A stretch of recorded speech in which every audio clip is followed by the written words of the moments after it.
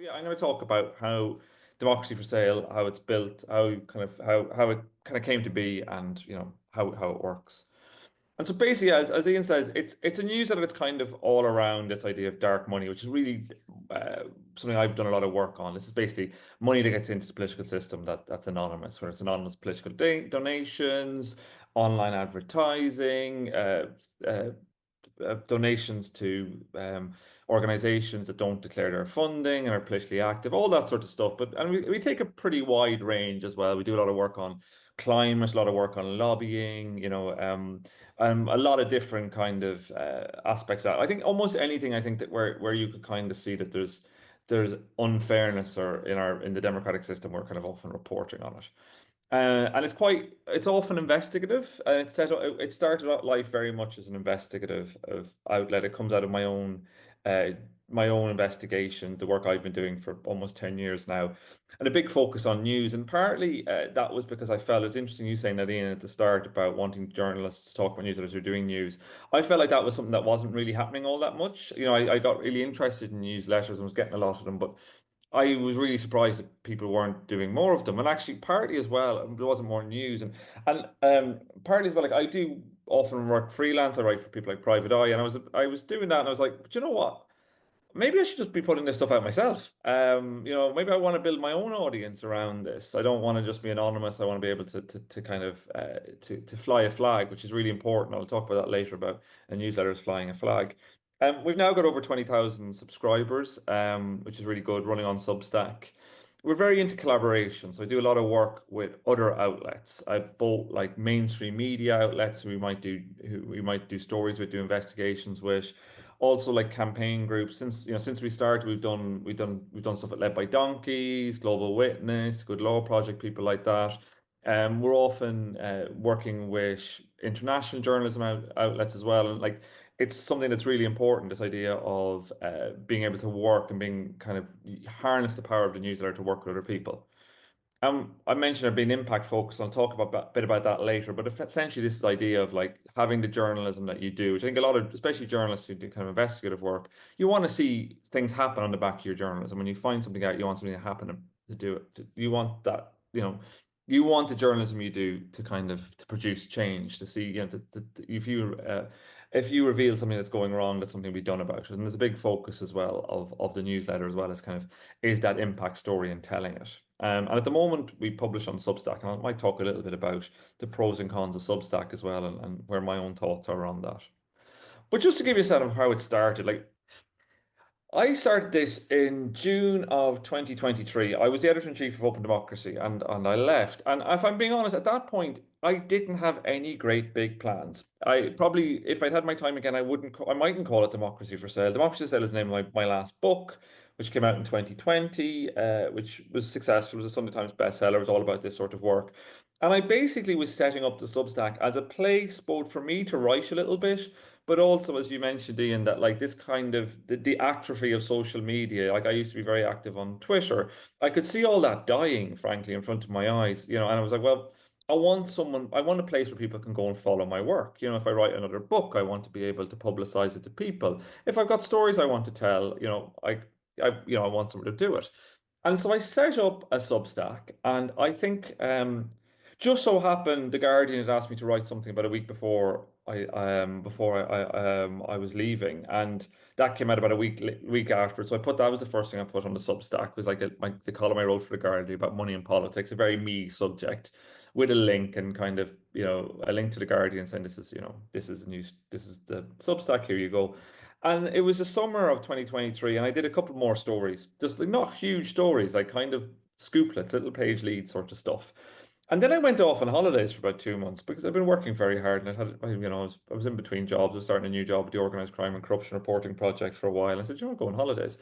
And I kind of forgot about the Substack, if I'm being honest. And I came back, and it just so happened that the week I came back, the Observer was running a piece on Substacks to follow. And for some reason, in the politics section, they chose mine as something to follow. And I went from having about 500 subscribers to having about 2,000 overnight. And that kind of made me go, do you know what? You've now got a platform, go and do something. It was very fortuitous, but it kind of got me going, do you know, this is actually interesting and potential, and something I should be thinking about doing more with. And then that's when it kind of started in earnest, really, in really September, October of 2023. Um, and as I say there, I was kind of the idea is like kind of leaning into my experience, especially at the start. I was like, this is what people know, and this is something I will, it's a kind of a cautionary note in some ways. I'm not sure, and Henry might speak to this too.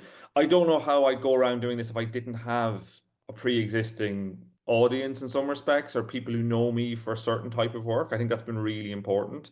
It's been really important, especially at the start, for getting people to frankly to sign up to it, but also to defining what it is that you're doing and having a kind of, as I said, the box has got a bit bigger over time in terms of what we do, but there's still a bit of a core idea of what is or what isn't a story on democracy for sale. I think that's been very helpful.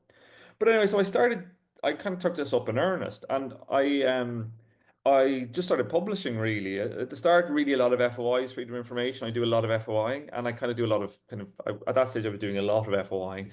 And a lot of them were kind of small little stories. Sometimes it'd be 300 or 400 words, or sometimes it might be a commentary and analysis on something that had happened. For example, I was very involved in the investigations into the PPE contracts back in 2020, the COVID contracts. So when the Michelle Mone scandal was breaking, I was kind of writing about that, say, on democracy for sale. So that was all part of the kind of thing that I was kind of doing. And so that was kind of slowly building at that stage. And the other thing I kind of took from this was an idea that I kind of talked about a lot when I ran Open Democracy, which is this idea of journalism plus. This idea that the story isn't necessarily the end point of publishing the story isn't necessarily the end point of your investigation. Sometimes it's the start. And there's a job of bringing your readers and your audience along on a journey, maybe working with allies who are interested in a subject. Say if it's a subject like FOI, which is close to my heart, who are the people in that space that you should be working with to kind of to take these issues further? How do you tell these stories to your audience? And again, that's really interesting, I think, from a newsletter perspective, because it gives you a much more immediate engagement with your audience. So this is how it started. And I think how it's going, I think it's been really successful, if I'm being honest. We've over 20,000 subscribers. We've had really strong exclusives. This is a story from last week about if people might remember, a guy called Evgeny Prigozhin, who was the head of the Wagner Group.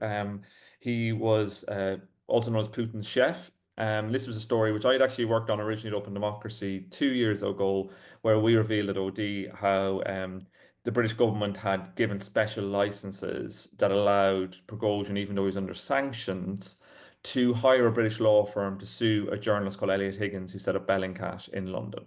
It was a very, very quite an appalling case, and I've been kind of keeping tabs on this case, and I managed to get documentation about an investigation that the Solicitor Regulatory Authority did into this, that they found that there was nothing wrong. So I published that story last week, and it was the FT picked it up. I think the Times picked it up. City AM. I was on the James O'Brien show. It was in a bunch of different newspapers, and so we've published strong exclusives like that. I think probably once a month we have what I would see as a very strong exclusive that does that, which is also augmented, I'd say, by every week at least a smaller scoop. Sometimes with a media outlet, sometimes not, and then increasingly something I've kind of discovered, it's the content mix has I think has become more sophisticated over time. And I think in a good way.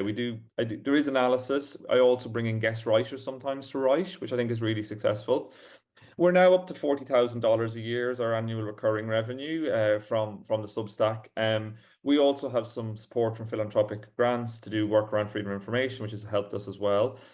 We don't have a paywall, which I think is I find I'm not totally sure if that's the right thing or the wrong thing, but uh, I think it's quite interesting. I feel like there's a lot of people asking you to pay for their content to see it, and I'm very keen that our stories go as far as they can. And especially at the moment where I would see us in a growth phase, I think it's really important to kind of get as many people being able to read your stories. So I think that's quite important. So partly when we ask people to subscribe us, we're asking them to help us keep this work free if they can afford to do it. And thankfully, as I say, a good number of them do, which is really good. We've been growing as a team. There's three of us now who are working on it. It started off as just me, but Jenna Corduroy, who I think has spoken to you guys as well, she's working on it with me, as well as Lucas Amin, and we all work together, Open Democracy as well. So in some ways, it's quite a tight knit, small unit of people who have worked together before, who kind of who are able to kind of understand, I think, what stories drive interest and engagement, and how the newsletter can be used. And so it's on Substack. Every story now has more than 15,000 reads, which is kind of incredible. Like when I ran Open Democracy, 5,000 reads was a good day. For a story, 10,000 was very good. Every single story gets 15,000 reads. We had more than a million reads last year. It'll be probably double that at least this year. Um, Substack's quite useful for an analytics. It's quite good. It's not perfect. I would prefer like Google Analytics I found, which I used to use, was probably a bit more sophisticated, but it is good. Our audience is mainly in the UK, as you can see. We do get some reads in the United States.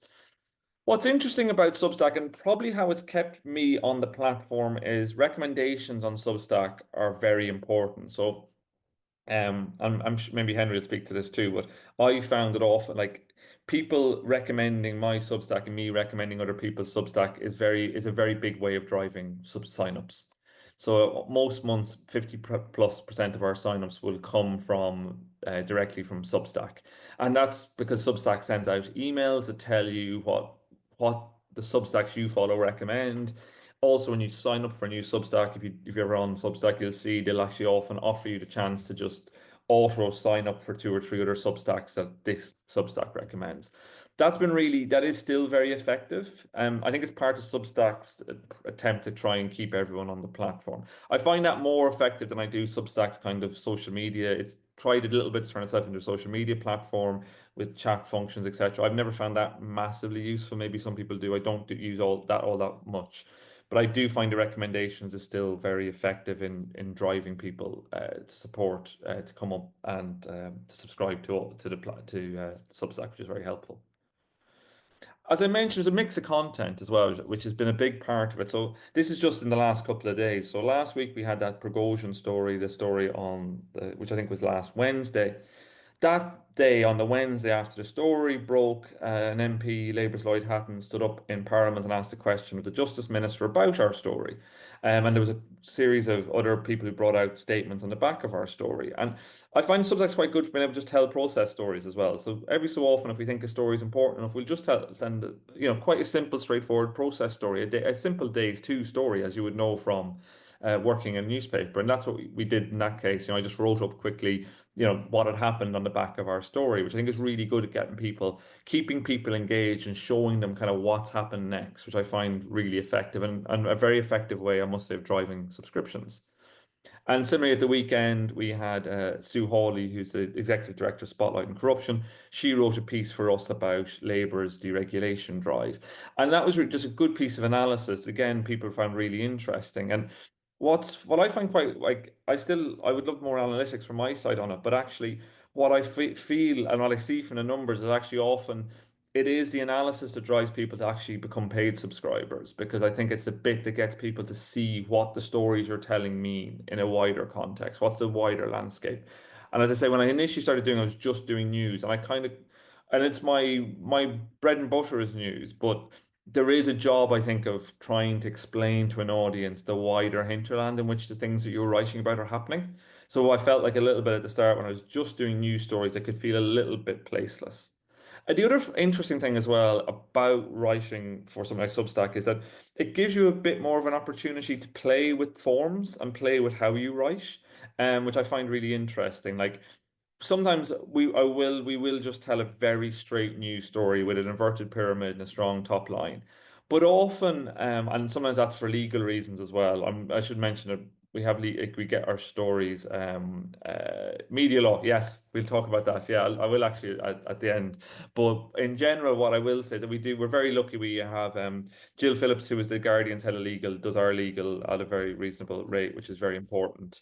And media law training, which we all have, is very important. And as is looking into insurance. These are all really important things, I think, in terms of doing something like this, if you're going to tell stories like this. It was something I did very early with this. I was very conscious of that. And I think having legal reads also helps us, I think, sometimes to tell stories in more interesting ways. There's a kind of way of telling stories. And I actually learned this, I felt, when I was doing my book, where you will read a story. I'm sure everyone's read stories where you get halfway down the story and it says no rules have been broken. And you kind of go, okay, what's the story here? And when you're writing about the kind of things I write about, like for example, transparency and lobbying, the lobbying laws in Britain are absolutely appalling. Transparency International reckons that 4% of all of lobbying is captured by the lobbying regulations because they're so bad. And so it's very hard to break the laws when they're that bad. And when you're writing a story that has to do that halfway through, it can be quite jarring through, and I think not that satisfying. But when you're writing something like a Substack, you can just say at the start, like, the crazy thing about this is no laws are broken, and it's a total inversion. It's a kind of way of storytelling, I think, that's very effective in a kind of newsletter medium. And I must say, I'm enjoying the newsletter side of it, the sense of kind of immediacy that comes, especially with coming, uh, with being able to uh, write directly into people's inboxes. Oh, sorry, I managed to. Yeah. So impact. So as I say, I'm always thinking about impact's a really important thing for me. This is another story from December where an MP had to apologise after a story we did after a story in Parliament for failing to declare something. And that's something we're really conscious uh, about telling our readers about things that happen on the back of our stories. And I think it both drives engagement. People really are interested. They want to hear about this. And I feel like I learned that firsthand when I was running Open Democracy. It was a big thing for me. It was like a really big aspect of thinking about the impact of our story. It also makes it a lot easier to keep on the story. Like I learned firsthand one of the challenges, and Private Eye is brilliant for this. Ian Hislop is an absolute evangelist for this. Every time I go to the Paul Photo Awards, which I never win, but thankfully I've been nominated a few times, Ian Mensch talks about how the best reason to do a story is because you did it before. And often, actually, I think newsrooms don't really see it like that. Often news editors get bored of stories. And I think we keep on stories. We keep on them and on them, and our audience we know like them, and that's important for us. So it allows us to keep building on a story, keep the pressure up. As I mentioned, we work with allies, we work with people in third sector organizations, other journalism outlets.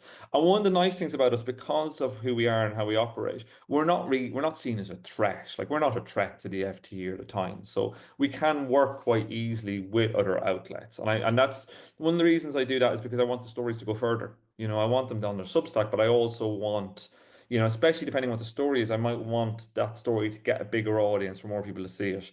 And particularly with somewhere like The Guardian, a link on The Guardian is also very effective for driving traffic back to us. So it's a virtuous circle as well. It also means people are going to more likely to subscribe to us.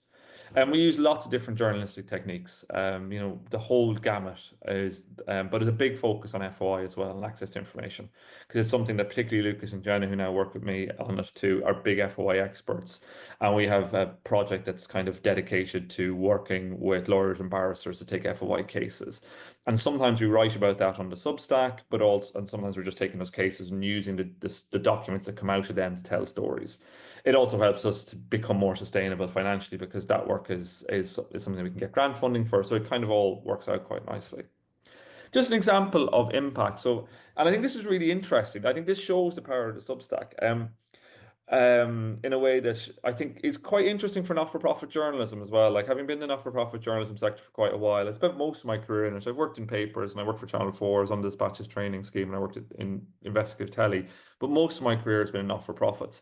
And the not-for-profits you're often trying to get the big outlets to pick up your stories and run them. Otherwise, they don't go anywhere. And with us, we don't have to do that, which is great. We can also own stories. So this is an example of a story about Global Counsel, which is a lobbying firm which Peter Mandelson founded back in the day and still owns a chunk of. And I've been doing a lot of FOI and speaking to contacts, and we got this quite an interesting story about lobbying that Global Counsel had done around Qatar's free ports. I told the story just on the Substack. A lot of people read it, got very well circulated. Speaking to allies at Spotlight on Corruption, who Sue wrote for us earlier, who we do a lot of work with. They're an excellent anti-corruption NGO.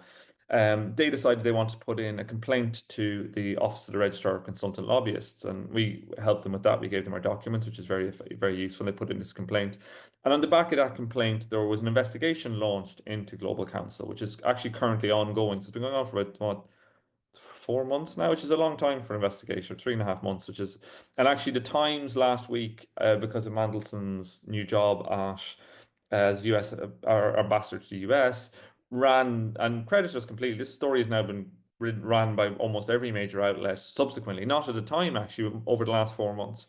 And I think it was really interesting to see like us our being able to publish a story that only sat in our Substack, and it both been able to force an investigation by a regulator and subsequently a lot of subsequent reporting about it. And it'll be very interesting to see what the response to that is. But I think once the regulators, I think we're pretty much guaranteed whatever the regulator comes out with, there'll be follow-ups from us and from others on the back of it. And for me, it just shows how you can have impact on a platform like this. And I should also say, I think with that story, I also put all the documents on the Substack as well, which I do sometimes, depending on where the documents are at. But as much as I can, I like to be able to reproduce documents so people can see them and people can potentially use them as a basis for stories. So this idea of journalism plus, what do I mean by that? Well, effectively, I mean this, as I say, it's this idea that you want to engage our readers on a journey. It's not just about the story itself, it's also about what else needs to happen. If we're doing stories about political funding, we're often asking what people think about our laws, and we're having op-eds that I might write analysis about the problems with our laws and all the loopholes in it. And so what we've done a bit, at OD we did a lot of this, Open Democracy, we did a lot. We did petitions, we would do Write to Your MPs, we do a lot of stuff like that. At Democracy for Sale, we're smaller, so we're kind of just dipping our toe in the water. But we have done two surveys, which I think have been very effective, and because they give an opportunity for readers to have their say, but also give a bit more depth. They allow for us to kind of use different tools to represent it. So like this one here, this is from today's story actually. The story I wrote today just went up this morning is all about an analysis of the survey we did um, on the back of the rumors of Elon Musk donating $100 million to Nigel Farage and Reform. So we put together this survey, which remarkably had 11,000 responses, which is huge, which is great. And it allows us to turn these responses into something we can talk to our readers about. They can be used as stories. They can be used maybe if we want to respond to a consultation on money and politics. It'd be very useful. And it allows us to produce journalism around it. A kind of analysis that kind of says what our readers think. And it's also very effective at bringing subscribers as well. With the survey, you've got a little box. We're registered with the ICO, so we're GDPR compliant, and you've got your little box that says, "Do you want to hear more from Democracy for Sale?" And on average, about 50% of people say yes. So it's a really helpful way, of more people being able to sign up, being able to import more people onto our list to grow our list. And there's a bit of I found this over the last few months that there's a bit of a self-fulfilling prophecy if you get to a certain size with things like newsletters, because the bigger you are, you kind of pull more people into your orbit and you get bigger. And I think the job is trying to get to that size. And surveys we found as well have been quite a useful way of growing as at the same time as just being able to respond and listen to what our readers think, which I think has been really helpful. Um, and so basically I'm coming towards the end. I wanted just to talk a bit about what I've learned from doing this. I guess the first thing when I started off doing the newsletter is kind of the importance of knowing your audience and what they're interested in. And it's something I think is very much we've done the surveys are also a way to talk to our audience, find out what they're interested in. It's something I'd like to do a bit more of in terms of trying to drill down into what the audience wants and what they're interested in and what drives them. And there's an element as well of wanting to think about, what are the other audiences that you want to talk to that you're not already talking to. You don't want to be too narrowly focused just on what the people who are your audience already. And I think there's a really important thing, which is not to get too preoccupied with one or with response. Like something like a survey is great because it gives you an overview of a lot of people and what they think. I think and maybe because I'm long enough in the tooth to be like this, because I think when we first started the ferret, like someone might email in being really unhappy about something, and you'd be like, "Oh my word, how do I respond to that?" I like people emailing me in. I respond to them if I think it's useful, but I don't let it unduly cloud my judgment on things. If people say, "Look, I don't think that's a story," I will actually engage with them and ask, what do you think?" And that's happened once or twice. I don't mind that back and forth. I think it's quite healthy. But what I wouldn't do is let that cloud the subjects I will cover or won't cover or how I cover them. I think that's quite important. I think it's quite important to maintain that bit of journalistic distance and objectivity in terms of what you're engaging with your audience. And that thing I mean about your audience knowing you, that's like I feel like if you're going to go into the news into newsletters, it is like where's the expertise that you've got? What's the USP that you've got that's different? And I see some newsletters are really good at this. Like Jim Waterson here in London's got London Centric, which I think has been very good at like seeing a gap in the market, which frankly there is in London. There's a big gap in the market in terms of media coverage. There's one newspaper, The Standard, that doesn't really seem to cover anything as far of public interest as far as I can gather. And then really, really kind of emaciated local newspapers in general. And I think that's a real opportunity using an investigative, scoop level driven approach. And I think I don't think it's a surprise that his newsletter is doing well because I think he's taking the right approach, which is to say, yeah, I'll tell you some interesting stuff, but also I'm going to be driven by telling you new things, telling you exclusive stuff, telling you things you haven't seen before. Um, and this kind of leads on to the other thing I've learned along the way, this idea of experimenting.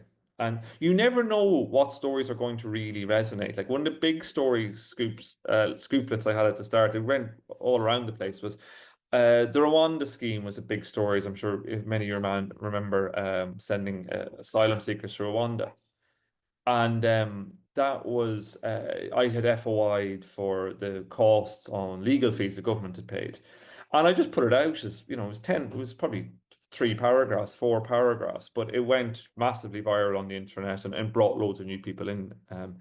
But also, as I mentioned, I think there's that we've had front page exclusives of stories that come off the Substack as well, and it's that thinking about experimenting, thinking about like doing different types of stories, doing big stories, doing little stories, and that mix of content, analysis and opinion, bringing other voices in.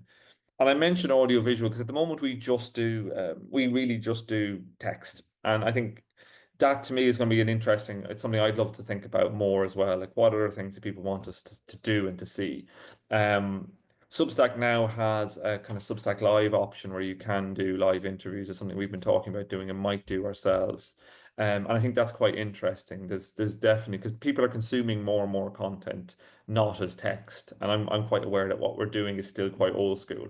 We're delivering words to people. They're reading them on their phones, they're reading them on their tablet, they're reading them on their computer, but it's kind of a similar idea. In some ways, that this is slightly a recreation of a type of local newspaper or a type of hyper focused kind of magazine style journalism.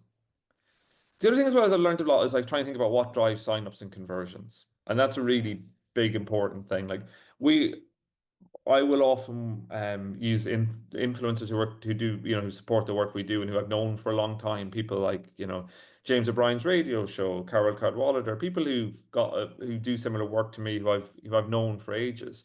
And they will often tweet our stories or put our stories up on Blue Sky. Actually, I don't really use Twitter anymore. I think it's pretty junk. It's no good for signups, so I don't really bother with it. They will put our stories out, and that's been very useful. So like we've got a list actually of influencers, and we've got particularly big stories. I'll think about hitting them and spending the time doing that. That's an investment of time as well, and that's quite important. There's also that thing of like what's the cadence of publication like? When do you publish? How often do you publish? I don't have a fixed schedule, so it kind of does depend on what's happening. So some weeks we might have a lot more content, and other weeks we don't. So in the last week we published it was 4 stories actually in 7 days, which is a lot for us. But that's partly because the first story, the Prigozhin story, was very big, so there was a follow-up. At the weekend, I often do, if possible, if we're going to do, sometimes we do things like we do Q&As with authors as well, especially people like who've got books out or something like that we think people will be interested in. We've done Q&As with Simon Cooper on his book on corruption and British politics. Miguel Delaney, who I'm sure Henry knows as well, football writer, talking about sports washing and corruption in football. Garrett Gore talking about Opus Dei. So that's often quite an interesting thing too. It also, as a newsletter, as someone making a newsletter, I'm often very conscious of trying to keep the time to do the deep dive investigative work that takes time. And bringing in other writers and doing kind of shorter analysis pieces is quite effective as well of not having to use a huge amount of your time to do that, but while keeping the Substack ticking over. So ideally, in an ideal world, I'd always have 2 pieces a week.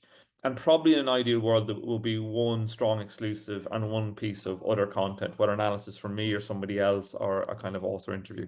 We probably don't hit that all the time. And we probably end up doing probably three pieces a week, but two and one. But that's probably, there's a kind of, it's about kind of just raising the bar of that. So that's been, but that's really interesting. In terms of signups, what I've also discovered is we don't have a paywall. There's always like kind of please subscribe, kind of please on every Substack. What's much more effective though is about probably once a quarter, we might start doing it a little bit more. We do actually do it. I will do a dedicated sign up email, which is just about making the case for why you should sign up. And that's very effective actually. Every time we do it, it brings in about 50 to 80 new signups, which is quite a lot. And I think you can kind of, I think if you've got the stories to tell, and it's often about telling the stories that we've done and the stories that we want to do. Feel like that's a really compelling way of talking to your audience about the work that you do.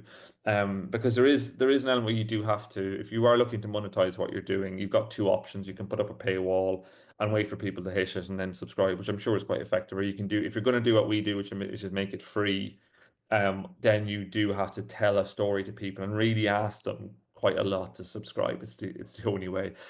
The best time to ask people to give you money as well, unsurprisingly, is after you've done something good. When you like, that's the time to do it. Ask people for money when you've had a hit rather than a flop. Um, the pros and cons of Substack is something I'm still kind of working my way through. It's not something I've come to the very end of. The one utility at the moment, like it's as I mentioned, it's quite useful. It's still driving recommendations and other people signing up for us. It's quite an easy platform to use. The fees are quite high at the higher end compared to other places like Beehive and Ghost. So that's something that I'm considering. There's also the aspect of how much control you want to have, how much control you want some faceless tech billionaires who own Substack to have, and the stories, the kind of history that we have with those. So there's a bit of an element to that too. So I'm still agnostic enough on Substack. It might be where we stay forever. It might be just a place where we stay for the time being. But more generally, I think my big takeaway from the last few years, and the reason why I've really gone into newsletters in a big way, is that email is king. We are back to that. We are back to a different world. I'm really amazed how little traffic, and I'd be interested what Henry says on this too, how little traffic really social media generates in terms of reads for the newsletters. Stuff goes viral on social media, and I can see the traffic. There is very little traffic. So I saw this with Twitter before too, towards the end of Twitter. And I remember when I first started OD, and even when I was running OD, you would see Twitter driving traffic. I think Twitter and even Blue Sky drive people seeing the stories and engaging with them on that platform. But I am skeptical and more as to the click-through rates that you're getting from them, especially the sign-up rates. My big thing is email is king, and those 15,000 reads, the bulk of those, the vast majority come from email. And I think having your email list and having control of your email list is a huge thing. And it's something that gives content creators, for want of a better word, people like me, a sense of not just a sense of agency, real agency that social media doesn't give us. So that's a huge thing too.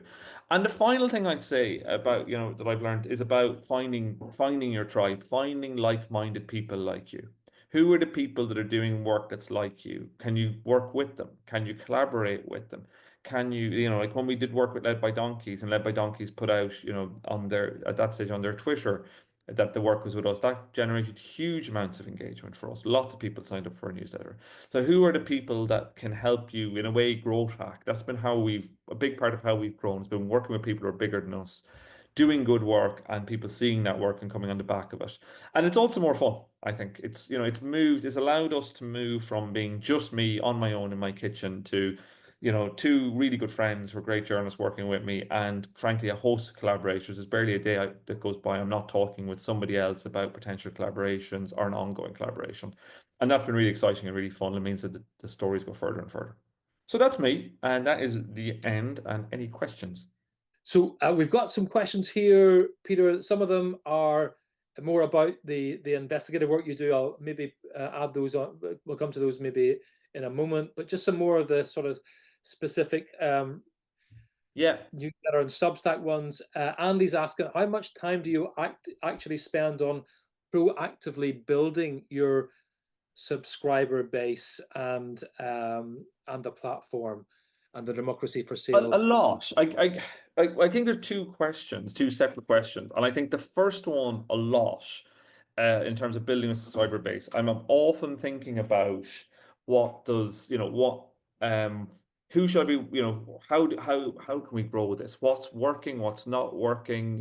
What's I will look at what's happening. I'll be identifying. So, for example, I've got a Google alert on democracy for sale. So I'll just pull this up. So the Google alert helps me see. I am always looking to see. I've got you saw me there. I've always got an eye on my inbox, I've got a separate in my inbox. I have my Substack, and I do check it religiously. I am probably on there addicted to it every 10 minutes, frankly. I want to see what's happening. I want to see where people are coming from. So the other day, all these people started signing up, and it's had a link for ABC News. And on my Substack, I'll just get ABC News.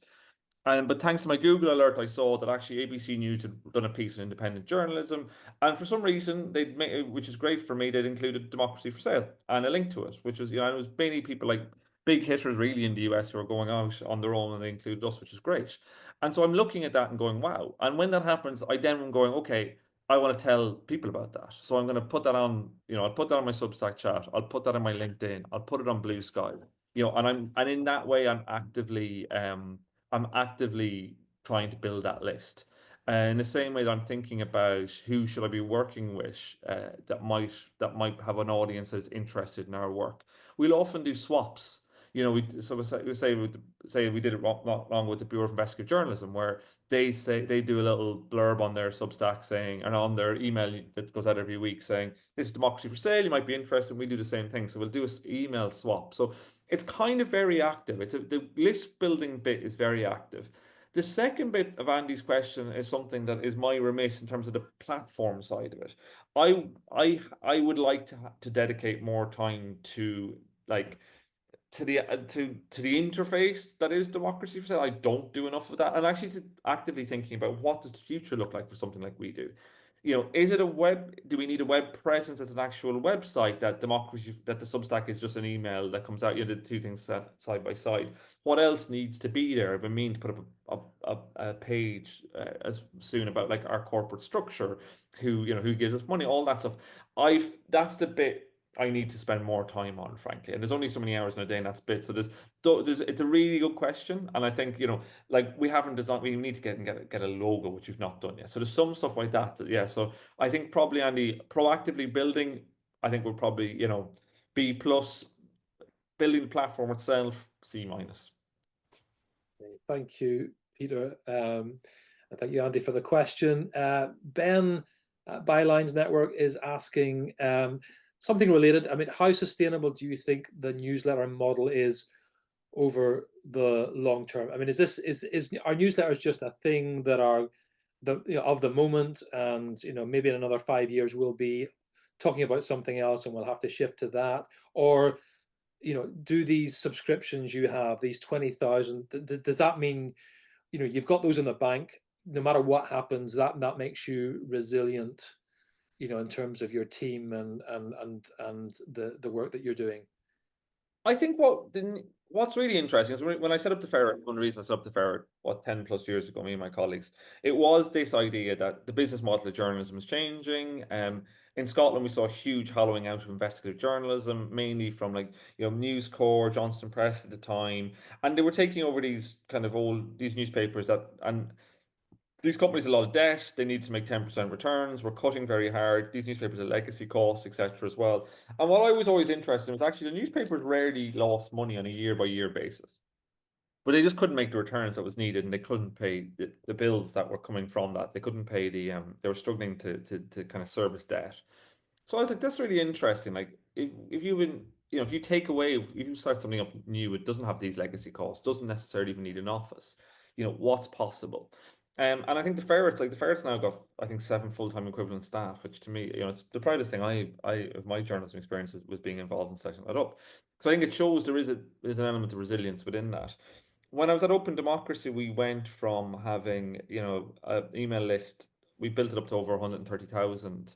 and we built our annual revenue from our readers to £750,000 in my last year there, which is a lot from your readers, and is a sustainable business. And in some ways, I'd say Democracy for Sale is in a transition from just being a Substack newsletter that's kind of got my name on it and my picture on it to being a small media organization in its own right.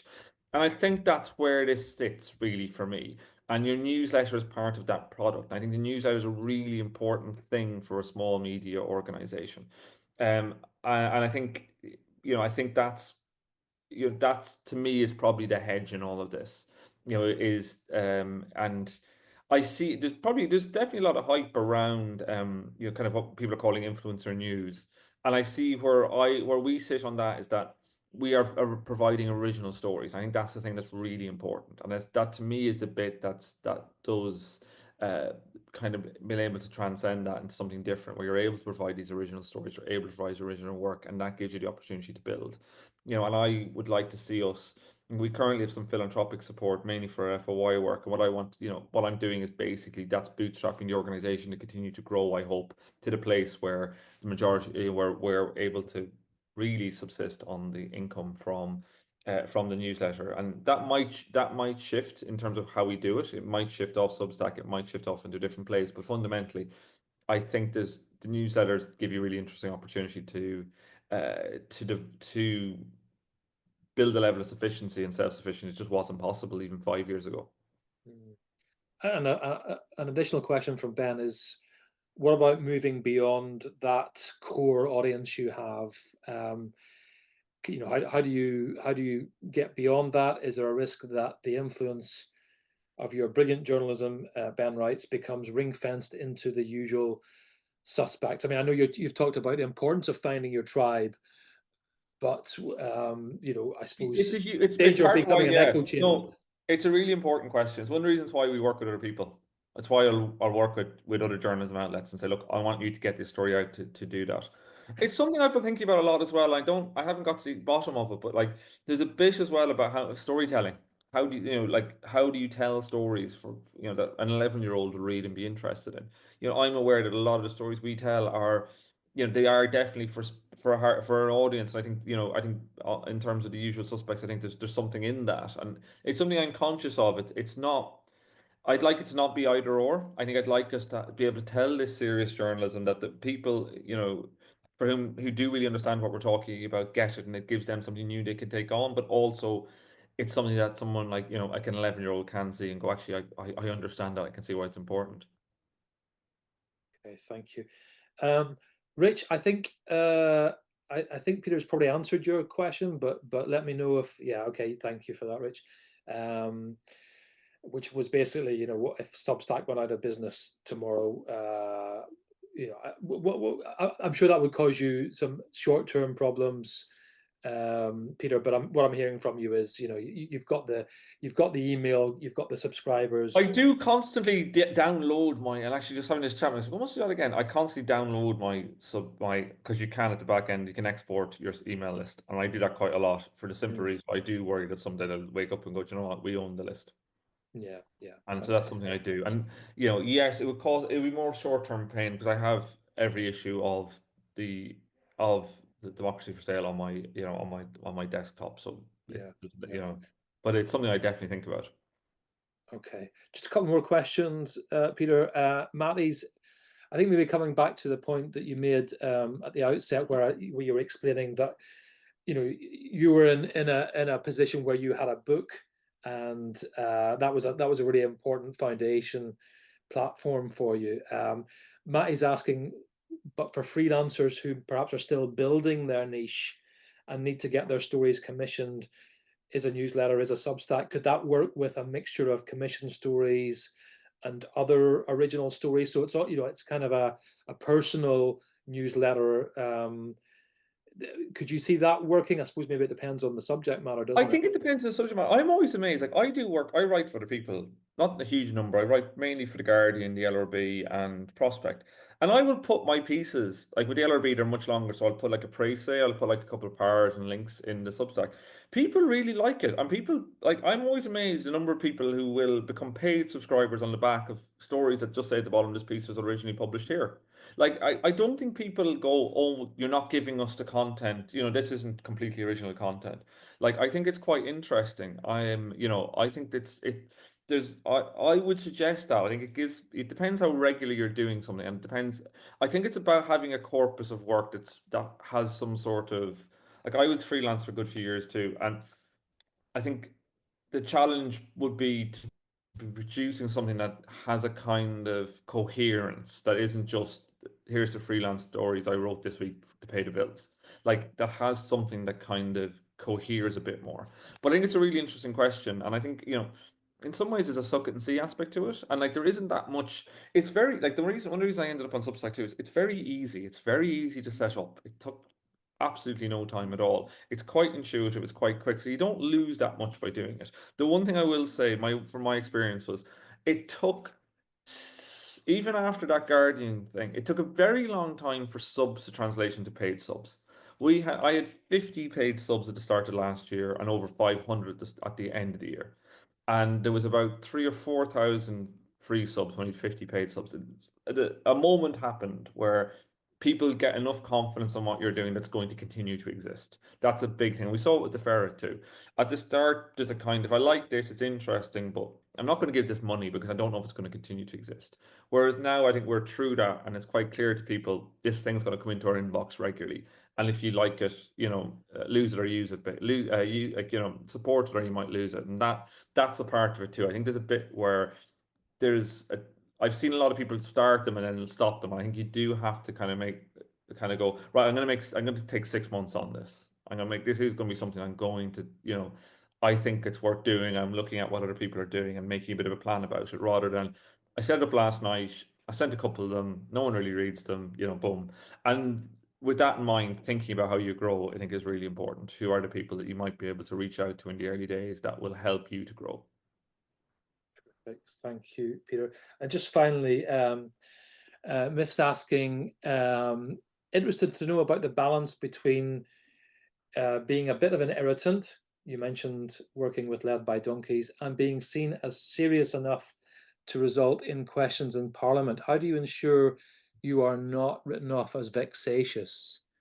I think that's where the quality journalism comes in, to be honest. I think that's it. I think that's where the quality to work. And like we do, like I'm really conscious that we have to really show our workings, because of that. And I think it was probably the same at Open Democracy and the Ferret too. Because you're not part of the media, you're not part of the established set. So we will publish the documents. We will go into details about what, how the story has been done, where this story has come from. And like, but there is still a bit of a content is king aspect to it. If you tell good enough stories, if the stories are strong enough, they will hit home. Like our story last week, that ended up the strength of the story got the parliamentary question, and that's a big part of it too. So there's definitely a bit of a kind of there's a bit of like kind of a juggling act with it. But how I've always seen it is like we aren't a campaign. Campaigning journalism is a venerable thing, and it exists on the back of stuff that people find out that wrongdoing, whether you're Paul Foot or somebody else. The Daily Mirror, every newspaper does campaigning journalism pretty much.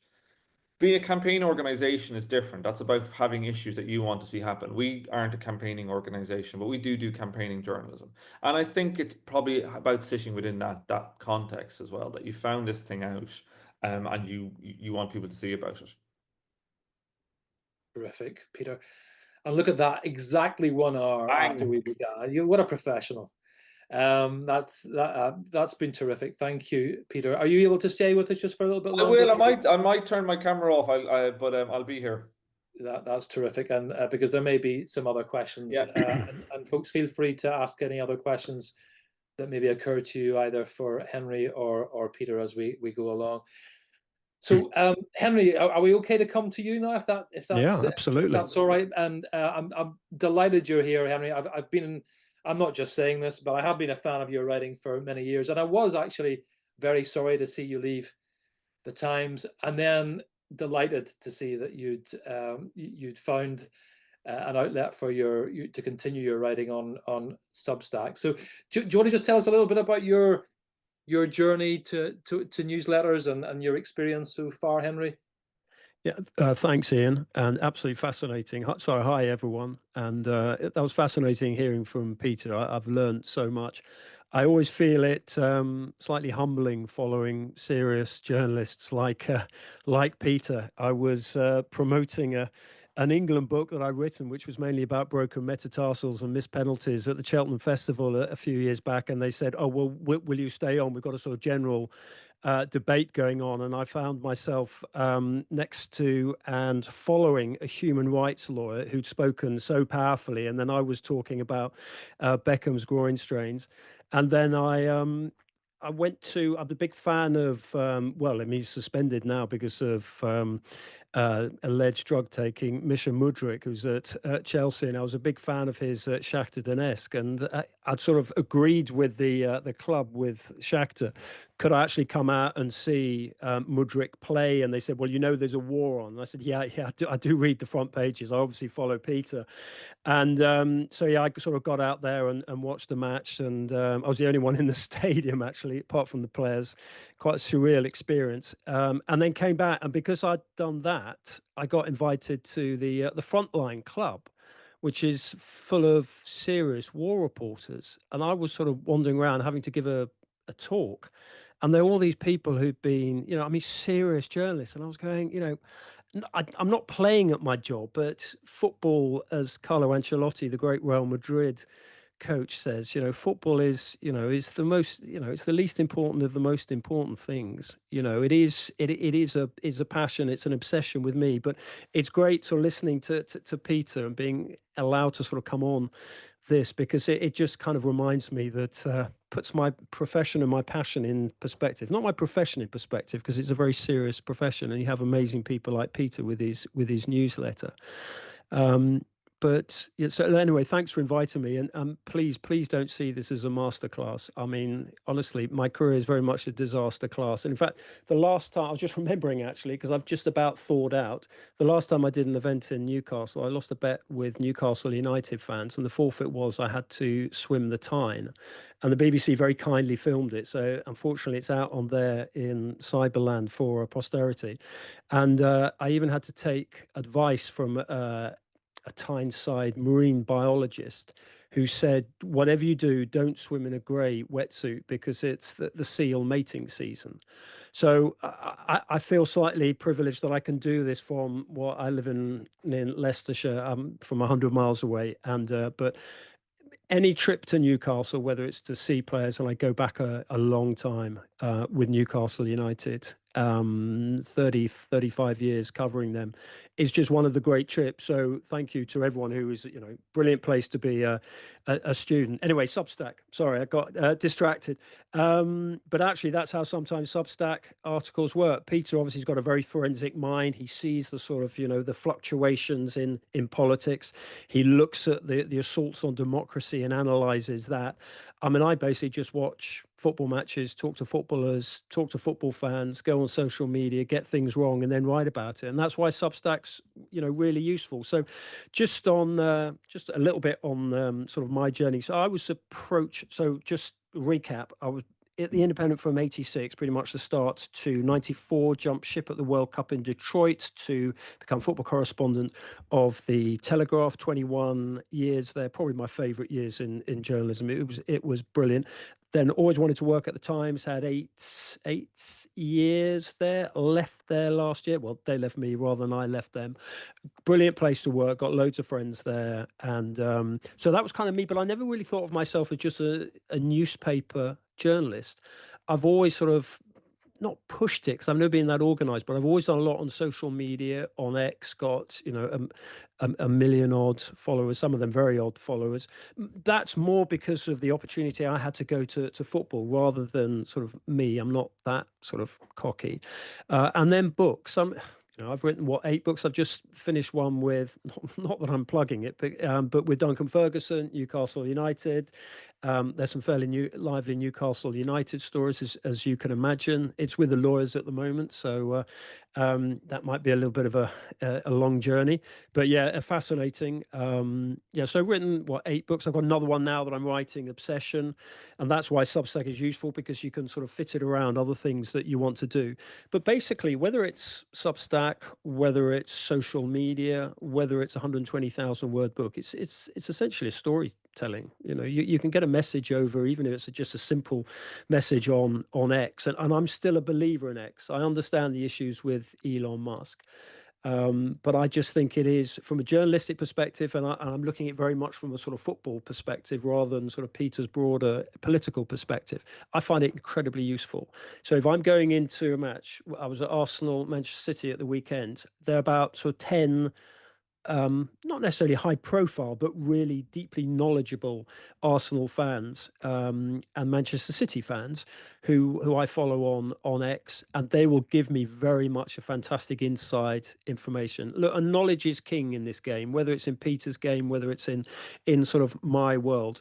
So yeah, I've never considered myself as just a sort of newspaper man. So just that ability to sort of step out of newspapers. I've always done sort of TV and radio. I love all that, because it's just people talking about football and arguing about football. And I could be doing that down the pub, or I could be doing that in a radio or TV studio. I wrote a film script for Sony as well. Again, it's that writing. I mean, everyone here sort of listening in on this Zoom, we're incredibly lucky to be writers, to have that ability just to go into our own space. And whether it's, I don't know, waiting for a delayed train, or whether it's at, Peter at his kitchen table, or whether it's me sort of in my study, or waiting for a game to kick off, just that desire to write, to get that message out. And with football, because I think I'm naturally argumentative and curious as well, which I think all writers, all journalists have. They have an essential curiosity. I've just got that sort of desire to sort of find out more, and then to get it published, to get it out there, to whether it's to 2 men and a dog at the bus stop when I'm sort of waiting there, or whether it's a broader audience on X, or whether it's on Substack. But I like Substack being a sort of a part of a writer's armory, and that's why when you invited me on, I did sort of mention in the email that it's very much like 10-15% of my working day. And there's some fantastic Substackers out there, particularly in America. I'm talking from a sports side, obviously politics, gardening even. There's some fantastic gardening subscribers in this country. Tech is obviously huge, but the political writers that we've seen, I think that will be the next migration, that you will see more people following Peter's path from the top political opinionated writers who have their, brand's a horrible word, but they have their own following, even if it's under the masthead of a newspaper or another media organization. I think they will be the ones in the UK who will set up most successfully. From a sports perspective, it's, you look in America, what, 2-3 years ahead of us. Ian, you talked about the future of newsletters. I mean, newsletters sort of, I had this image when Substack first approached me about 4 or 5 years ago about whether I would leave the Times and set up on my own as a Substacker, and they could guarantee this sort of income up front. And, this was the new wave. The word newsletter, it seemed a bit like a sort of, the sort of details in the village pamphlet sort of coming around about what time to put your wheelie bins out, what day to put your wheelie bins out. I just call it a column, so slightly arrogantly, and I think that really works. But I look at the American model in so many things. Look at tech, how they are ahead, and you look at the top sports journalists there who are leaving newspapers, which sadly, because I've still got ink in my veins, they are contracting wherever. And they will, they are going solo, and they're getting huge numbers. Obviously, NBA writers, former players, obviously Kareem Abdul-Jabbar, he's got millions, I think, on Substack. I mean, it's crazy. But the sort of the trench coat, sport beat writers like me, they are leaving American newspapers, setting up on themselves and getting huge traction on Substack. I think it works well with them. and it's a bit more difficult in the Premier League because of accreditation. I think there's no way you could set up on Substack on your own and expect to get accreditation unless you've got a particular relationship with the club. One or two of the Liverpool writers, the best Liverpool writers, they've gone on to Substack, Paul Tompkins, people like that, and it's very much working out for them. But I think if you're like me and you want to cover a lot, all the clubs and go around, you need a different hat. For me, whether it's TalkSport, whether it's World Soccer, sort of I do it that way. But one of my great mates, sadly passed away, was at Sports Illustrated in America, Grant Vahl. And I mean, it was terrible. You probably remember the story. He passed away, actually. I think he had an aneurysm at the World Cup in Qatar. And I'd spoken to him in the press room 24 hours before. And I'd known Grant for, like, I don't know, 20, 30 years. And I'd been on his Substack podcast. I'd done sort of pieces, with him, because he'd left Sports Illustrated, set up on his own, and he had hundreds of thousands of subscribers. He was making, substantial sums. And what he did was, so Grant was a force of nature. He was a really fascinating individual, very much about soccer. He wrote a famous book on Beckham. He had this huge following in America. And I think if you are going to develop a following over here, certainly from a sports writer's perspective, throw in the odd US article occasionally as well, because Substack is so well established there. That's why your point, Ian, about, will Substack fade? Well, it's going from strength to strength in America, and increasingly with sport. I mean, I get approached probably about twice a week at matches by quite established sports writers saying, just tell me about this Substack, Lark. How does it work? Maybe because they see the way the wind is blowing. And I hope newspapers keep going as long as they can. And obviously, they're going into digital and subscribers, and that's working out for some of them. But with Grant, he wrote this fantastic book on Beckham. He's hugely established as the sort of the voice of US soccer, well known over in Europe. And Grant, we had a long chat, and he just said, well, you've got to be, I was picking his brains about Substack because I'd already been approached by them, and it wasn't right for me at the time. And he just sort of talked about variety is key. So he would do podcasts, he would do little clips of video, he would do sort of community chats. He did it absolutely brilliantly. And I mean, I love Grant. He was just such a wonderful guy, and I couldn't believe it that 24 hours later that he'd passed away. And I went on his Substack this morning just to see and sort of not pay homage in a way, but 18,000 people. He had that following, and huge paid subscribers. And what he did is that when he went to a tournament like the World Cup in Qatar, he basically increased his financial model. Grant was very sort of straightforward. Listen, I'm doing this because I love soccer, but I'm doing it also, I've got to pay the bills. And he made a lot of money out of it, and he sort of increased his rate. So he would have been like, I don't know, $50 a year to subscribe as a paid subscriber to Grant. But I think he increased that for the sort of the 30 days, slightly longer, of the World Cup, to about 4 or 5 times that. So I thought that was quite interesting. I don't know whether a political writer would do that in a period of an election. I don't know, but it just showed me how, if you are quick-footed and quick-witted like Grant, you could really make it work financially. For me, it's never been about the sort of the financial side. I think I've got about 11,000 subscribers and about 380 paid subscribers, which I don't know what that is. It's probably about 20 grand, which is nice.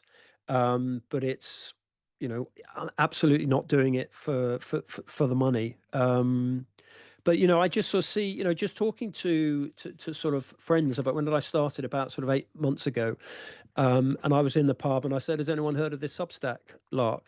And my neighbor went, well, yeah, they're 2 political writers who I pay for. I get them once a week, and it's absolutely brilliant. Another one said there's an amazing writer in America, political writer, who writes on democracy, who's got sort of 1 million odd subscribers. And then there were a couple of people at the bar who said, yeah, we've got a couple of gardening Substacks as well, and we pay for that. So the variety. So I was a bit sort of naive about its impact. So when I left the Times, or Times left me, they, which is fine because I've been planning to go solo, so that it was all very agreeable. There was an amazing guy at Substack called Dan Stone who'd contacted me 3-4 years ago to see whether I was interested in going there. Brilliant guy, and I've always worked with individuals rather than media organizations. I'm not so bothered about them. It's just the individuals, whether it's sports editor, whether it's the editor, whether it's the chief sports writer, as a football journalist, that I've always sort of warmed to and wanted to work with. And Dan was just amazing. He was one of the main guys at Substack. He was actually over in the UK just by chance. When I emailed him, he was over wooing Nick Hornby, the sort of great script writer, and obviously Fever Pitch. And I know Nick because he's a massive Gooner Arsenal fan, and really, really interesting guy. And I said to Dan, well, while you're on your way to pay homage at the court of Nick Hornby, can I grab you for a coffee at King's Cross Station? So, or whatever. So anyway, we met, we had a really good chat, and I said, listen, I want to do this, and I want to do this quite quickly. And he said, well, listen, I'll sort it out for you. And anyone starting out on Substack, they make it so easy for you. I mean, it was ridiculous. I mean, as people saying, it's actually very simple to set up, even for Luddites like me. And unfortunately, I've got a couple of tech savvy kids who sort of did some fancy design stuff, came up with a name, Goalpost. What's it about, Dad? Well, it's about football, about goals. And what are you doing? Well, I'm posting things. We'll call it Goalpost. It's not difficult, Dad. Can we, can we go back to watching Game of Thrones? So yeah. Little things like that. Then he organised, a press interview with a few people who just wanted to talk about decline of newspapers. And I said, newspapers aren't declining anyway. Substacks. So I really liked, having been a sub-editor for a while at the Indie when I started out, as well as writing about football. I really enjoyed that process of going onto, the Getty Image Bank and choosing the right photograph. And they set it up quite well that you're allowed, I think, one photograph a day from the Getty Bank, and then they take it out of whatever it is, the 10, 15% they take off you. And then doing the headlines and things like that. And then little things like, if I got something wrong in a newspaper, that was there, that you picked it up the next day and that mistake was there. I mean, you would just hope it wouldn't be something factual, but a typo or the headline not quite right. And I've done it in books. I made a mistake in a book once about Kenny Dalglish, Newcastle connection, and it's there. It's up on my, I can take you to the page, and I got a penalty taker wrong, which is an absolute cardinal sin for a journalist. Fact is king, and you can't make mistakes like that. But the good thing is that little typos or anything vaguely wrong, or even if I kind of misread the mood on a player or something, and I wanted to change something, you could just go on and edit it with Substack in about sort of 15 seconds and update it. And then, it's quite a nice sort of safety net like that. So, I mean, as usual, I made loads of mistakes, and I initially decided to throw myself totally into it and do a newsletter column a day. And I thought, well, there's loads to write about, and I'll sort of shoehorn it into sort of all the other things I want to do. I had a book, radio, other things. I've got a podcast coming, things like that. I'll get up just earlier. So I'll get up at, 5:30 or 6, and then write and get it out. And the point that Pinder made, which was really important, was get it out at the same time. That I know that, some political writers and investigative reporters, they get a story, they need to get it out there, and there's no sort of particular cadence to the week. But I do think that familiarity element, I try to get it out by 9 a.m. Every day. Anyway, I initially did a newsletter every day, and that was just too many. So I thought what I would do at the start of this year, I would do 3 a week, 1 free on a Monday, which is like a sort of wrap of the sort of the weekend stories, and then 2, 1 on a Wednesday, 1 on a Friday, which was paid. And I thought, oh well, probably my paid numbers will tumble because they're losing sort of half the the paid returns. But actually, I think people have been pretty loyal. But another thing is, initially, because I'm quite competitive, I looked at the numbers and looked at the graph, and why aren't I getting more? Why is it plateauing at 9,000? Why isn't it sort of kicking on again? And I think, well, actually, just focus on the content, and the numbers will come. It's a bit like listening to Sir Alex Ferguson with the young players. Just go out and perform, and then you'll get the sort of contracts down the line. I do think that the quality of the football Substacks, and that's just why it's similar to being on this. People who are like-minded, a good community. You can have a proper conversation, proper questions and answers and a good community section. I mean, I probably spend, say, an article, newsletter, column takes, I don't know, it can take 2.5 hours to write. Wrote one this morning on Liverpool. There's quite a bit of research going into it. So maybe that took 3 hours. I'll probably spend another hour, 45 minutes, an hour during the day, just replying to questions, because first, it's right. Secondly, very selfishly, I get so much out of it, because if I'm writing a piece on Liverpool, as I did today, and Liverpool subscribers reply, they know so much about that club. So, and probably, in fact, far more than I do, because I try to keep, I've got like 20 unruly children I'm trying to shepherd across a road during rush hour, whereas they're just focusing on, one club. So it's fascinating just to sort of pick their brains, and I have done this a couple of times. People have said something in the comments, and I've replied to them, and I said, that's absolutely brilliant. I'm going to go and actually update my piece on the back of it. And then again, I was slightly concerned, well, this is just me going to be writing and no one in football is going to pay attention. But then you look at some of the people who are subscribing, it is people from the major leagues, it is people from the footballing authorities, and you do get WhatsApps quite quickly if they feel that you've been sort of unfairly critical. Not that it's going to change your view, but it's nice to know that they're reading.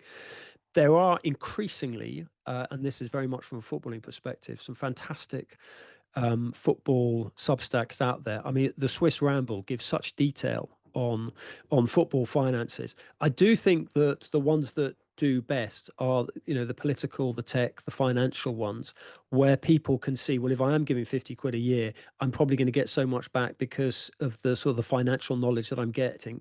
So I probably won't have the sort of, the sort of the rocket launch of numbers that the tech or a financial writer would have. But I just love the liberty of it. I mean, I've been doing this for like 35 years, and newspapers never intervened in anything. I mean, I've been watching the Brian and Maggie it's not a Netflix series. I think it's an ITV series about the sort of, their great debates that Maggie Thatcher had with Brian Walden, and it's an amazing series. And I just watched a series. It's a two-parter. I watched it last night, and that sort of knowledge and that sort of intensity of interviewing and that almost a little bit of pressure from the organization. I never ever had any pressure from certainly not the Indie, certainly not the Telegraph. That was the point I was remembering. I wrote a piece when Margaret Thatcher died. It was my column day at the Telegraph, and the Telegraph was obviously very pro-Thatcher because of the Berkeley brothers, both got knighthoods from Thatcher. And I wrote a critical piece on Thatcher saying these are all the things that she's done wrong to football. So very much from a footballing perspective, i.e. her response after Hillsborough, i.e. her response to hooliganism and wanting to basically bring in ID cards and all sorts of issues, very naive, very badly advised. And the Telegraph was completely fine about that. The Times as well. Times absolutely brilliant. Never intervened with anything that I wanted to say. But I do find that there's more variety on Substack. So during the Euros, I was covering England, and I went to Buchenwald, and I've been to, because of where England have played and have stayed. I mean, it's just horrendous, and it's something that I've always sort of tried to write about and try to get young England players to do, to go to war memorials, to go to. I went around Auschwitz with Wayne Rooney during Euro 2012 when it was out in Poland and Ukraine, and just because I think it's great for their perspective, and just to sort of keep the awareness of the enormity of what happened in there, in those horrendous, evil places, in the public mind. So I went to Buchenwald, and I wrote a story from there and took some pictures on there. And Peter was talking about the sort of, the visual side. I think his visual graphics are fantastic. But I think the visual side is important. I took pictures there and little and short videos there, and posted all that. I don't think any newspaper would necessarily have wanted to have covered that, not from a football writer in a tournament. I mean, there was very much a sort of footballing perspective in terms of there were some fairly well-known footballers who got murdered there. And yeah, and that, that got they got a very strong, very respectful reaction. And I think I don't think I would have been able to do that. So it is that variety. It's, I can go and write about non-league. I can go and write about all elements of the pyramid. I can go and write about unknown players. But there are also elements to this, like when Sven passed away, I didn't get on with Sven necessarily as an England manager. I thought that, there were times when he wasn't focused enough, and that the whole WAG culture, and not focusing enough on preparing for penalties and all that. But then after he left England, we met up for lunch and coffee, and we got on really well, and I got on well with the family. And excuse me, and I got invited to the funeral when Sven passed away. That helped out with the film, so there was a connection there. And I went to that, and on the flight back, I thought, I have to write something on this, partly cathartic, partly out of tribute to Sven, but also to show what a family man he was and how brilliant his kids were. Johannes and Lena, amazing people. So, and I thought, well, I could put that on Substack, but I'm effectively putting what was a privileged access behind a paywall. So this is probably not necessarily what you want to hear about Substack, but I just think that there are times when I just want to do it completely free. So I just wrote 700 words and I posted the whole thing on X, and it had, I don't know, had like 10,000 likes and loads and loads of views. And that was for me really important, out of respect for Sven and the family. So look, if Substack continues to grow and it has that sort of access numbers, then, obviously I can put something like that out and it goes to 11,000 people who've got sort of email. But with something like that, I just thought I just needed a bigger audience. Similarly, I did an interview with Marcus Rashford in December, which caused a bit of a stir, because basically he just talked about wanting to leave Manchester United. And I could have gone to a newspaper and sold it. I could have, held it for my column in a couple of magazines that I write for, or I could have just put it out on Substack. And again, there's a balance, because there are people there who are paying for your work, and 400 people there, and in a way I'm slightly torn on this, and in a way you've got a duty to them. But it was Marcus Rashford's story. He, for me, wanted to get the story out there that he wanted to leave Manchester United. Obviously, it's now come to fruition. He's gone to Aston Villa on loan. So I just wrote 700 words, and I wrote it in a way that I wouldn't have been able to write it in a newspaper or any more media organization, because they would have gone, you've got to lead on those quotes. You've got to write Marcus Rashford last night blasted. I want to get out of Manchester United. Here's the reason why, and get the quotes higher up. I was able to do a sort of more balanced piece, no headline, no clickbait, just put it out on X, and within 3 minutes all the quotes have been lifted and scattered around. But I felt that I played fair with him and played fair with Manchester United fans, and that might sound a bit sort of over the top as a journalist, but there was an element of respect to him, because it's his story and it's a huge announcement. I knew that it was going to cause a lot of hassle. So again, coming back to this Substack thing, I think if I was an American sports writer and I had a similar level of baseball story, you could put it out on Substack, because they do have such reach. So I think that is absolutely growing. But there are other elements to that. You put a story like that, obviously you don't get any money from X, but it just goes out there, and then you go. I was driving back from Manchester and I kept on getting stopped, and will you pull over and do an interview? So you do all that, and you can promote the Substack via that. But yeah, just on how useful it is. It's the convenience I like, and people are nice on Substack. They're really nice. They're very knowledgeable. It's like, people say it's a community. It's like a family. 1 o'clock this morning, I was just swapping emails with, there's an Arsenal fan who's a paid subscriber. We swap emails. I think he's got my mobile phone number. And I just think, we're swapping messages in the middle of the night. You know, my wife's going, come on, can't you go to sleep? And I'm just sort of swapping messages over why Arsenal haven't bought a number 9. And do you think that Alexander Isak, sorry, Newcastle fans, he's not moving. Don't go there. I'm always told don't go there with Isak. Yeah, he's not going to go there because he's got a brilliant manager in Eddie Howe and the whole team's set up for him. I always have to sort of say this whenever I go on radio, and I do a radio program with a Newcastle United fan. And we always have this long you always get very sensitive about, you're not going to try and sell Isak to Arsenal. But anyway, no, he's not. He's not moving. So yeah, put that community on there, that family on there, that conversation on there, the knowledge that you get from on there, the fact that my first sports editor is one of my paid subscribers and picks up if I've dared split an infinitive or had a typo. But just one or two sort of, if I've got not necessarily tricks, but post it on X, but don't expect much back. So it's actually quite easy to do. And there were concerns, actually. I was told by someone at Substack that don't sort of make it an all singing, all dancing link to your Substack on X, because Elon Musk doesn't necessarily like promoting other platforms. But actually, I haven't really had a problem with that. I think they're just happy to get the traffic. But like Peter was saying, I don't get many subscribers back from X. I mean, Substack, they are amazing. The algorithms and the stats and the data they throw at you, how you're getting, how you're getting your subscribers. I mean, recommendations from other Substackers is key. And it's a good community like that. I mean, within a week of starting, I had sort of messages from other Substackers, well established, people like Swiss Ramble, and saying, listen, I'm going to recommend you.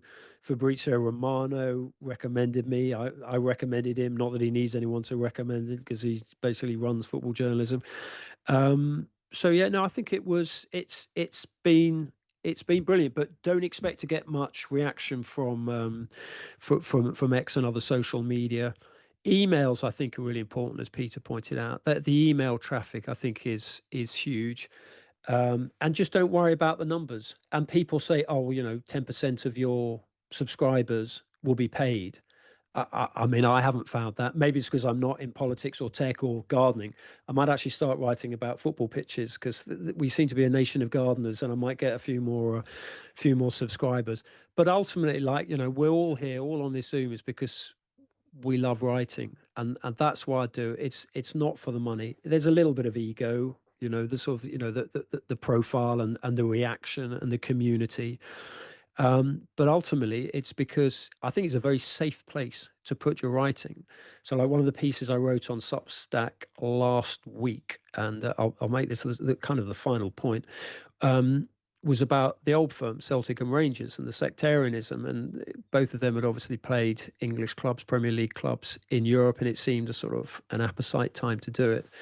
And, I just sort of talked about why they could never join the English, they could never join the Premier League because of the sort of, the issues, the sectarian chants, and, the very real risk, certainly in a couple of cases in Manchester, with sort of violence away from the ground. It would have been quite difficult to have done that in a newspaper or any media organization which wanted to put a headline on it. Whereas actually you could put it out on Substack and do it and actually have a quite intelligent conversation. I mean, there's a KC, Scottish KC, who follows me, who made some really, really significant points. In fact, I should have really flipped the pieces so people read his comment and my Substack ran underneath, because he made some really intelligent pieces. So yeah, look, it's a great community. It's a great platform. I think it is developing. I think it's developing gradually for sports writers. It's accelerating for sports writers in the US. I think if I was a political writer over in the UK, I would absolutely think about it. Certainly if I was a gardening writer, a tech writer, a financial writer, they can, if they just want to do it for the money, they will absolutely generate income through that. From a sport and football perspective, I think actually because there is so much quality football content out there, whether it's The Athletic, whether it's The Times, The Guardian, I mean, there's still great content out there. I think it's moving slightly more slowly, but it is here to stay. Coming back to your point, Ian, it is newsletters, columns, call them what you want. Substack's here to stay. Fantastic. Henry, thank you. Some amazing insights in there and some great stories. Thank you for sharing all that. I'm just going to give people we've got some questions already, which we'll come to, but now's a chance for people to add in any final questions. I mean, one question I had, Henry, I mean, I hear you talk about the freedom you have. Is there anything you miss, though, about having that team around you or the subs around you, and actually anything that maybe worries you a little bit about, because both you and Peter are professional journalists who've been abide by ethics and the rules and professional standards. Any concern about maybe there being no guardrails and maybe journalists or people without necessarily the training or the ethical background engaging in this kind of journalism, reaching big audiences, getting paid for it, but don't have those guardrails as I would put it. Yeah, I mean, it's an interesting point. I mean, I've been journalist for more than 35 years. I've been sued twice. It's not a pleasant experience. I think you have journalistic training. You have a legal antennae on stories, and as you say, there's no guardrail there. There is no lawyer to check it over. I mean, Peter's got. I think you said that someone who works at the Guardian, a lawyer keeping a watchful eye, or you run pieces by her. But then that's Peter's world, and I'd imagine that the people he's writing about could be either litigious or it's because just the nature of the stuff that investigative stuff that Peter writes. I mean, I don't think I'm going to get sued by many people for writing about someone's thigh injury. I'm in a sort of less sort of difficult world, but you have to keep an eye on things. You kind of rely on your experience. Again, I mean, I've found that people tend to react to headlines, and the headlines on Substack tend to be sort of internal, and I play them down a little bit when I stick them out on X. Perfect. Thank you, Henry.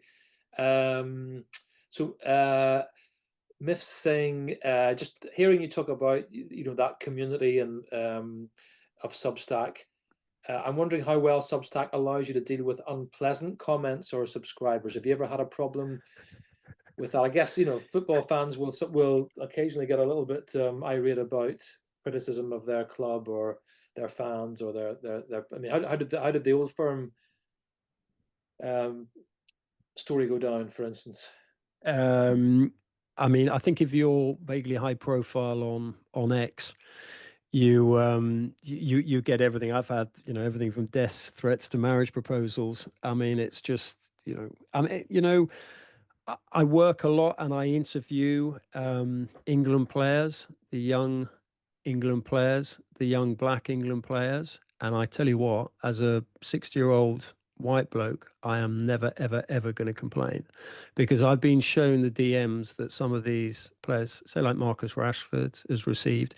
You've seen the abuse that Bukayo Saka, Jadon Sancho, and Marcus received after missing the penalties in the Euro final at Wembley. I'm sorry, I'm not going to complain.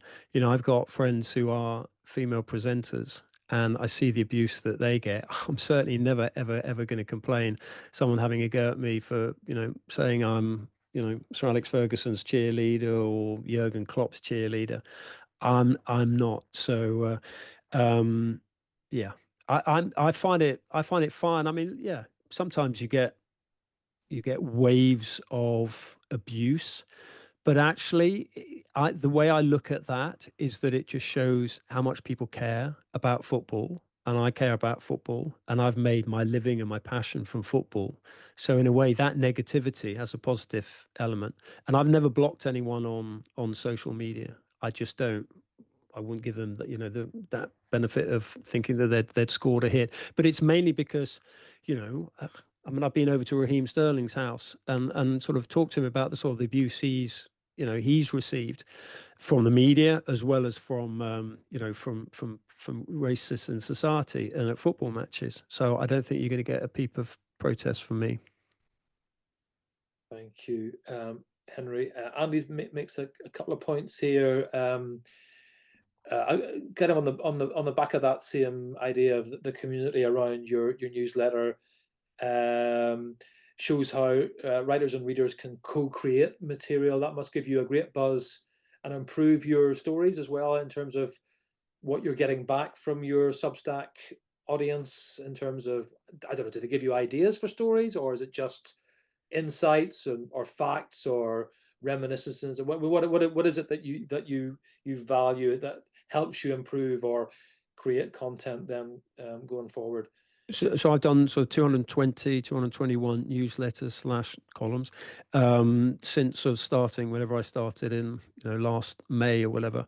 And I would say at least 10 of those have, probably more, have come from ideas given to me from comments and conversations which have developed. And I was going, that's a really good idea. And some of them, work at clubs. Some of them work in leagues. Some of them, they'll message you and say, this, have a look at this. Not the sort of deep investigative level that Peter does, but absolutely. And I'm sure Peter gets sort of tip-offs. He's got very good contacts, but gets tip-offs as well. I mean, it's, information is king, and just getting information, any facts out of individuals who are closer to the story than you are, who've got connections at the club or around the player, absolutely, completely milk it. Just to hop in with that, Ian, too, if you don't mind me, Henry, I totally agree. And you probably see this too, Henry, you're kind of saying it. When you fly a flag, and I found this a lot of times in journalism, like for the work I do, people come to you, they see you as the person who's doing the stories. It's where a lot of like, you look at any great journalist who does great scoops and you go, where do they get these stories? Often it's because they're flying a flag and it becomes a little bit self-fulfilling. People start coming to you with stories because they see you doing the work. So it's a really, I think it's a huge thing. And I guess is that emphasized because now you're working directly with the audience, or you're supplying them directly as opposed to through this vehicle of the Times or the Guardian or whatever. So you wouldn't have had that same interaction at the Times, for instance, Henry. What you do in terms of the comments below the line, I would go in and react to those. I mean, some of them saying, "Who is this idiot?" and then some of them saying that this is a nice piece, and you sort of react to them. But I don't think there is quite that sense of community and familiarity. I mean, it's really important to react, and I mean, I'm quite sort of nosy. If I'm sitting opposite someone on a train, I want their life story, and I want to find everything out about them, because I learn more. I learn more. Everything is about learning, and I can remember being at the Telegraph and writing probably a slightly naive, but a very sort of passionate piece at the end of the World Cup in 2002. Yokohama, I was just sort of heading to the airport and I thought, this is just an amazing country. And I wrote this powerful, well, I thought it was a powerful piece on what great hosts there'd been, amazing place to sort of travel around. And, it could have been straight from the sort of, the Tokyo Tourist Board guide.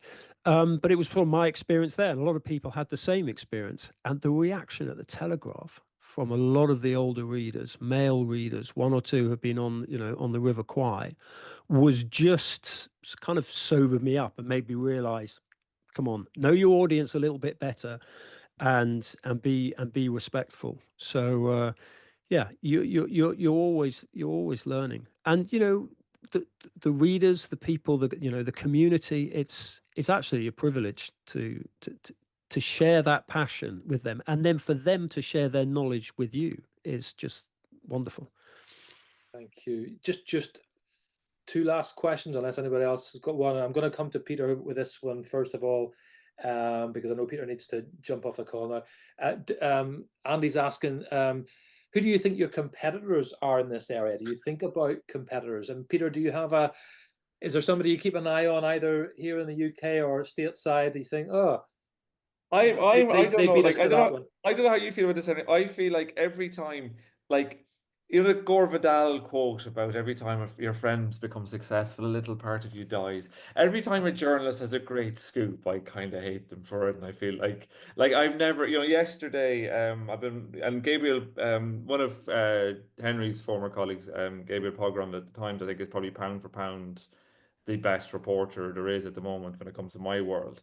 And he's got this new book out with Patrick Maguire, and there was a story yesterday about Lord Ali, Nick, the Labour Party abandoning a pledge to bring in caps, a ban on foreign donations after an intervention by Lord Ali. I was like, I'd love to have had that story. So it really, I think that is kind of where it comes from. Really, it's whoever is, like, and actually in the community side of it, I see actually a lot of community. And actually, to be honest, I'm sure it's the same with sports writers. Like in my world, we're very, very. I think it's a collegiate world, and we kind of do support one another. So I'm less thinking about competitors. And one of the nice things about the newsletter side of it, there is a bit of a rising boat aspect to it. That the more people are doing it, the more people are seeing your work. That kind of brings it all up. So I've always been very collaborative. It's never done me any harm. Okay. Peter, we'll say thank you now. Say goodbye. Lovely We'll to be meet in touch everybody. soon. Thank you very much. Thanks, Henry, for a fascinating talk as well.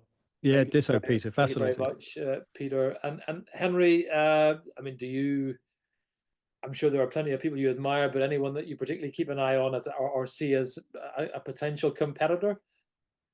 Not really, no, because it's that strange profession where the people, when they get scoops, it hurts. I can point to places, or on motorways, that there's a place north of Catterick on the A1. There's a place on the M62 near Huddersfield. There's a place on the M6 heading down towards like just below Stoke, just before you go onto the toll road. Getting calls at those points to say so and so has broken a story, particularly about England, and I'm almost tempted to pull over and vomit. And that is just painful because it's England and because it's kind of like my passion. I've written books on it. I've seen, I don't know, about a third of the games in their history. It's an unhealthy obsession.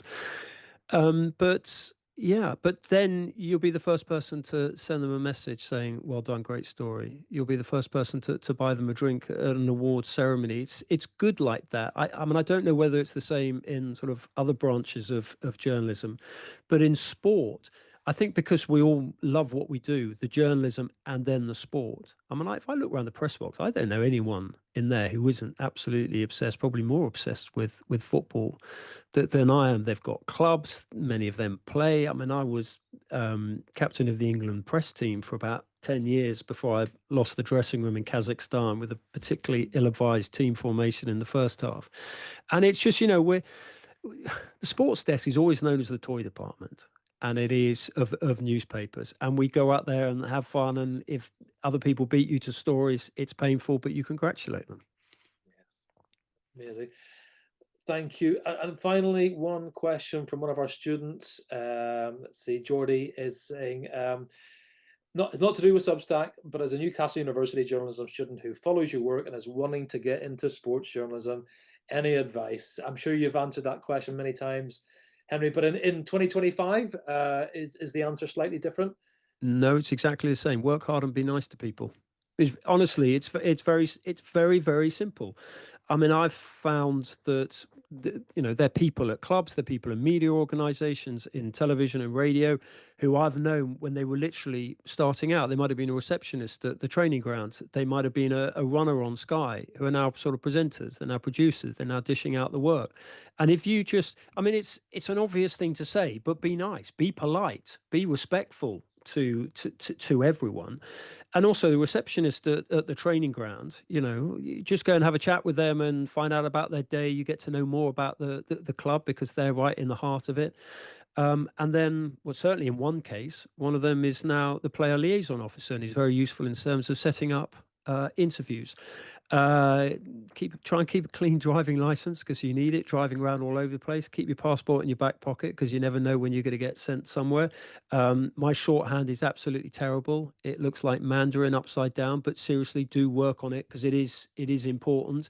And everything you do, every experience you have, and I don't need to tell this to a younger generation because they post everything because it's really important. And remember that the northeast of England is where some of the best journalists have come from Newcastle, from Durham, the Platinate magazine there, Middlesbrough as well. I mean, if I go in the press box, you will hear northeast accents. And it is brilliant because of the passion for sport. Maybe it's just a football thing, but it's huge. And I also think that cities which have one club, and this is very boring football thing, have a certain uniqueness to them. So Middlesbrough, Sunderland, Newcastle, you know, they are incredibly powerful places, and everyone talks about football in Newcastle, in Middlesbrough, in Sunderland, and it's no surprise that they produce so many people who then go off and become good journalists talking about football. Absolutely.